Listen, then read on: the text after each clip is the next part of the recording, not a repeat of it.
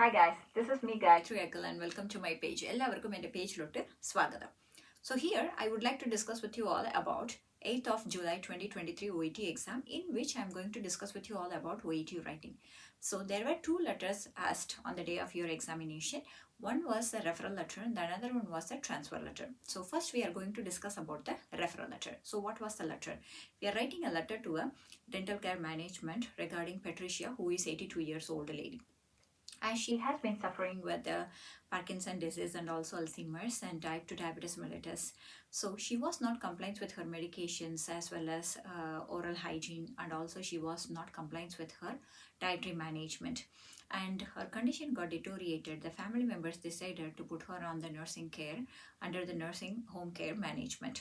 And when she started to having her nursing home care management, she's completely denying her all the cares. For example, the oral care, stop brushing her teeth and not eating the food properly, and also not obeying their care, not obeying their words or the advice recommendations. And she was just completely opposing all the cares that what they have recommended for her. So eventually she ended up with the severe gum bleeding, inflammations and the soreness of the gum. So they were just suspected that she might have a abscess, dental abscess or dental caries, or it could be a gingivitis. Thereby they are writing a letter to a dental care management to assess her conditions and also provide the further treatment and management for her. So this was the first letter they have asked on the 8th of July 2023 OET exam. The second letter was a transfer letter.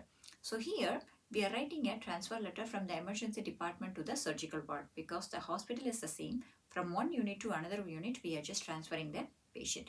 So 19-year-old boy who got admitted in the emergency department following a chest trauma while he was playing the football. So what happened? Immediately he has undergone for an assessment.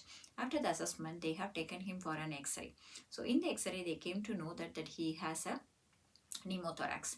So what they have done, immediately they have taken him for the chest tube drainage insertion. After the chest tube drainage insertion, he has received morphine for the pain relief, and also he was on IV fluids. And then we are just writing this letter to the surgical ward nurse who is going to look after this patient in the same hospital. So here we are just writing this letter to the surgical ward nurse. So what kind of the recommendations that we are giving to this nurse? So how she has to look after this patient.